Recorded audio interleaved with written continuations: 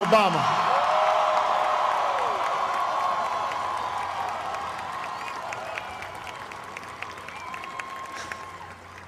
Sasha and Malia, I love you both more than you can imagine.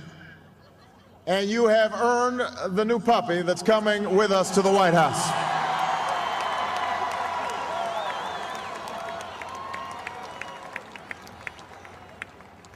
And while she's no longer with us, I know my grandmother's watching, along with the family that made me who I am. I miss them tonight. I know that my debt to them is beyond measure.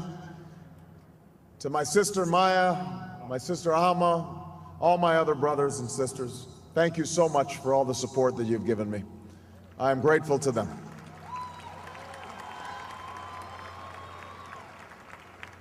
To my campaign manager, David Plouffe,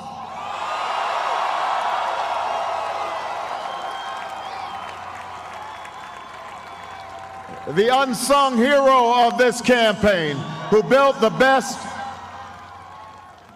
political campaign, I think, in the history of the United States of America. To my chief strategist, David Axelrod, who's been a partner with me every step of the way. To the best campaign team ever assembled in the history of politics, you made this happen, and I am forever grateful for what you've sacrificed to get it done. But above all, I will never forget who this victory truly belongs to. It belongs to you. It belongs to you. I was never the likeliest candidate for this office. We didn't start with much money or many endorsements. Our campaign was not hatched in the halls of Washington. It began in the backyards of Des Moines, in the living rooms of Concord, in the front porches of Charleston. It was built by working men and women who dug into what little savings they had to give $5 and $10 and $20 to the cause. It grew strength from the young people who rejected the myth of their generation's apathy, who left their homes and their families for jobs that offered little pay and less sleep.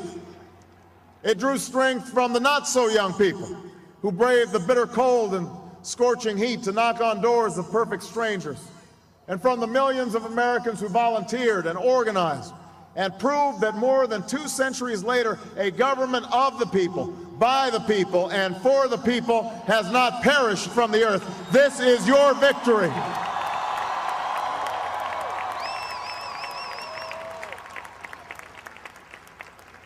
Now, I know you didn't do this just to win an election.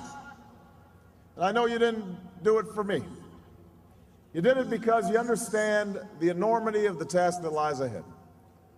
For even as we celebrate tonight, we know the challenges that tomorrow will bring are the greatest of our lifetime.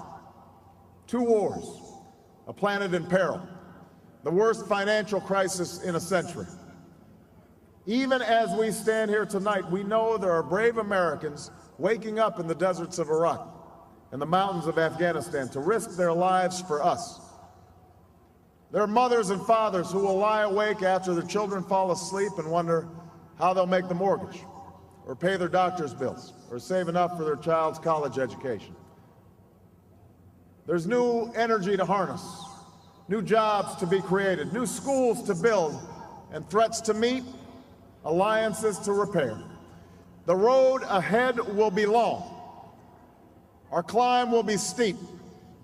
We may not get there in 1 year or even in 1 term, but America, I have never been more hopeful than I am tonight that we will get there. I promise you, we as a people will get there.